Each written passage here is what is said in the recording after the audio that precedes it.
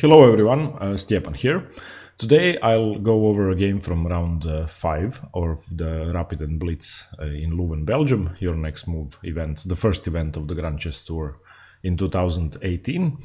And in day 2, Wesley So has managed to continue his winning streak and his amazing score. On day 1 he had 2.5 out of 3 in the Rapid portion, and on day 2 he had the same result. So an amazing performance at the start of the Grand Chess Tour. He defeated Anish Giri and Alexander Grischuk, and he drew Leuven Aronian. So in a field of super strong opponents, he managed to come ahead and clear first. He now has 5 out of 6. Leuven Aronian is second with 4 points, so a clear point up after 2 days. That's a remarkable performance. So the Rapid portion is 25 minutes per game with a 10-second delay. So if you don't make a move during the first 10 seconds, no time will be taken off your clock time. So we have plenty of time to think. It's much better than Blitz, so the quality of chess is actually pretty high, and none of the players have gone for any strange, dangerous openings or risked too much. So in this game, Wesley So played against Anish Giri. They are rated about the same. Wesley So had the white pieces. He opened with pawn to c4. We have knight to f6, and we enter the Anglo-Indian defense. And for about 10 moves, they have been playing the main line. So highly theoretical game. So g3, e5, bishop to g2. White is fianchettoing on the long diagonal, and this does quite resemble the Catalan opening. However, white usually doesn't go for d4 but plays d3 instead, so the opening is safer for white, slower for white, and it gives black a completely different array of opening choices. d5 now by black. Of course, Anish Giri is going for the most active plan. He's not looking to draw with the black pieces in this event where you play 3 games per day, and especially with the Blitz portion coming afterwards.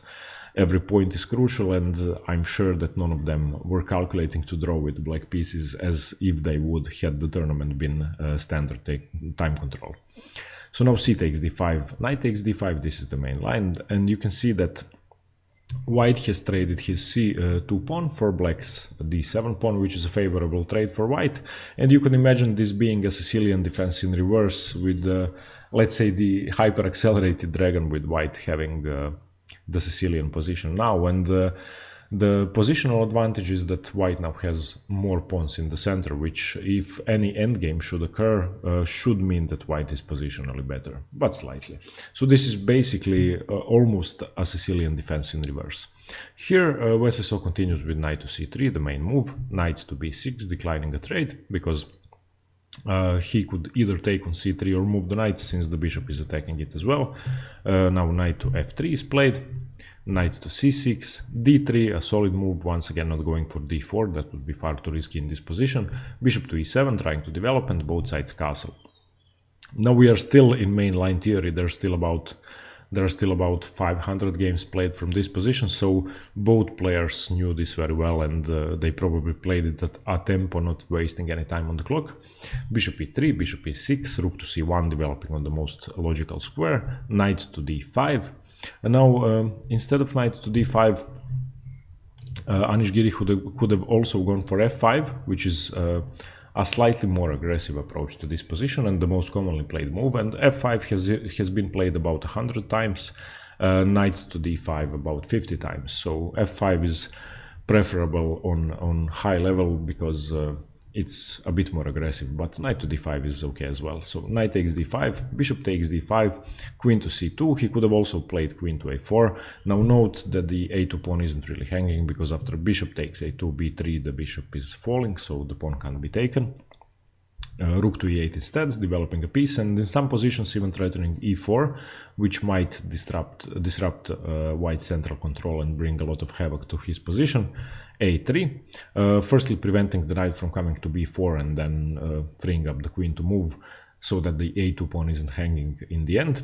a6, rook f to d1, bishop to f6, and you could say that the opening phase is over now. Black is yet to develop the queen to connect his rooks, but both sides have basically decided on what they are going to do in the middle game, and One could argue that black's bishop, black's slide squared bishop on d5 is more active than the bishop on g2, but the bishop on g2 is providing a lot of support to white's position, and I think that the bishop on d5 is even slightly misplaced compared to white's.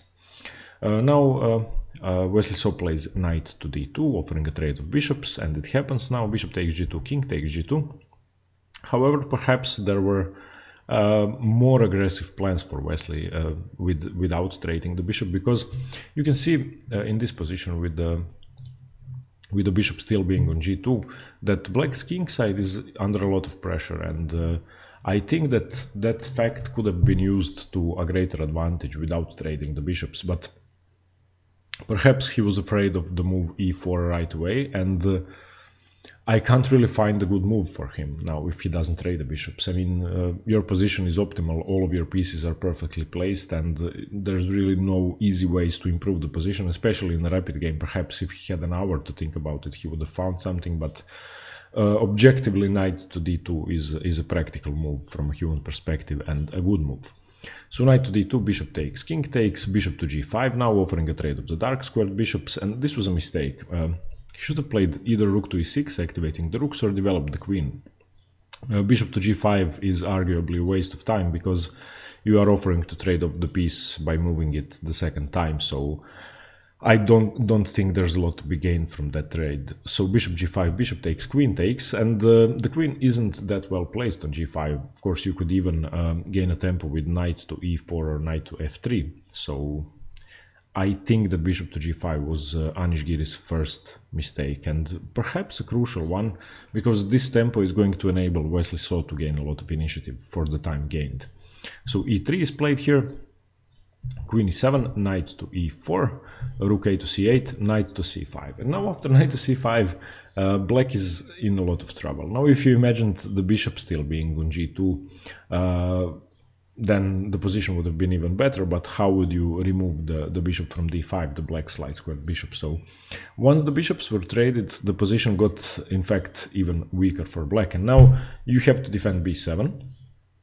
You can never double the rooks on the d file while the knight is on d5. If you ever try to force the knight away with b6, then a6 is falling, so it's a hard position to face. And Anish Giri actually crumbled immediately. He played knight to d8, which is okay, it does defend b7. That's perhaps one of the only ways to defend b7, but it's such a passive move that Wesley now strikes with d4, which is a very aggressive idea. Now, to d4 he should have reacted, Anish Giri should have reacted with d takes d, and after rook takes d, queen to f6, trying to gain some initiative, rook to c4, tripling up on the poor c7 pawn, and after, let's say, queen to c6 check, king g1, queen g6, queen takes, accepting a trade, h takes, white would be obviously better, and so this was the best option for Anish Giri. So with the best option, white is better, but not winning. But after d4, Anish Giri didn't take, he played e4, and this is now completely losing. This is now +2 for white, and there's a tactical way to win material. He played d5, and now we are threatening d6 in a lot of positions. And the best move was actually to make Luft for the king and to try to get some safety with h6. But in the game, after d5, Anish Giri played f5, and this now allows for a beautiful sacrifice, which shouldn't be accepted. I will show you why. I'm wondering if you can see the move. So d6 is a very strong threat, but it's not as strong if the knight is blocking the queen and the rook on the c file. So you have to free up the c file. And Wesley So did it with the knight sacrifice. He took on a6, so knight takes a6, offering a whole piece. Now, Anish Giri didn't take, which was perhaps, well, I mean, whether you take or not is actually irrelevant on such a high level because the position is already winning and white has now gained material. But let me show you what happens if he takes. So if b takes a6, d6, which was the threat, so queen to d7, d takes c7, you can't really take because your queen is hanging and this pawn is defended twice. So queen to e6 would be the best move, giving up the knight. And you can give up the knight because the queen can't be taken. Let me show you why. C takes d8 queen, getting the piece back.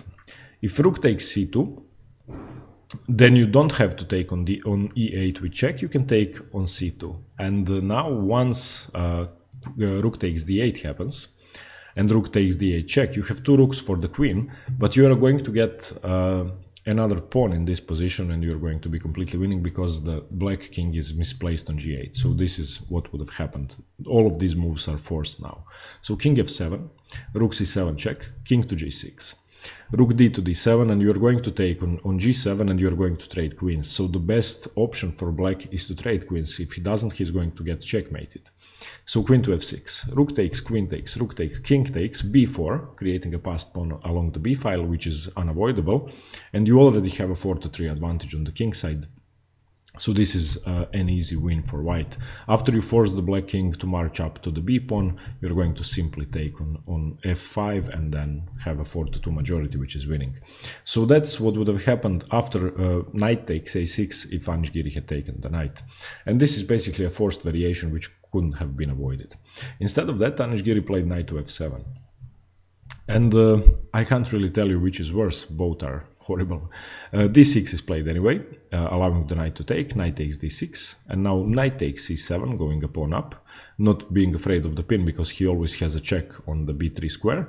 So now rook e to d8, queen to b3 check, getting away from the stare of the rook, queen f7, knight to e6, and he's going to get into the d4 square and defend the queen. So the knight isn't really pinned to the queen, and the pin isn't that dangerous. So rook takes e1, rook takes e1, rook to e8, knight to d4, defending the queen, and Anish Giri goes for the trade, hoping perhaps that being one pawn down would be enough to draw.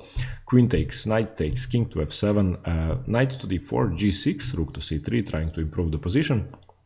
And now it is winning. It's a theoretical win, which I believe most people should be able to convert, but on their level, super grandmaster level, there's no way that black can draw this, because white is going to create an outside passed pawn which will be unstoppable. King f6, rook b3, rook to e7, a4, king to e5, a5, king to d5, Wesley slowly improving the position.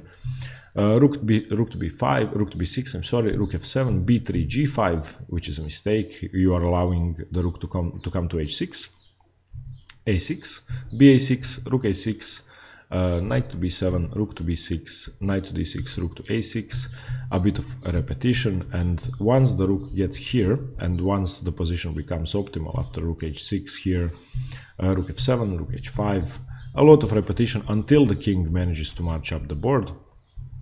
Rook e7, g4. Now this is the crucial move, because after g4, knight to d6, knight to d4, you are going to have to give some material up. If you take here and king takes, then white's position is too strong.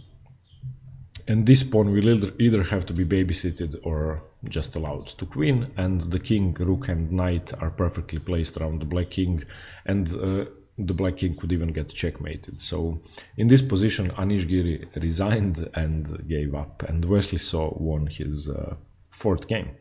So to win 4 games and draw 2 out of the first 6 rounds in such a strong field, you can see the lineup in the description below, is absolutely remarkable, and congratulations to Wesley So, and I hope he manages to continue his winning streak and do the same today on day 3. Okay, everybody, thanks very much for watching. I hope you got something from this amazing English opening by Wesley So, and stay tuned for more chess. Thanks very much. Bye.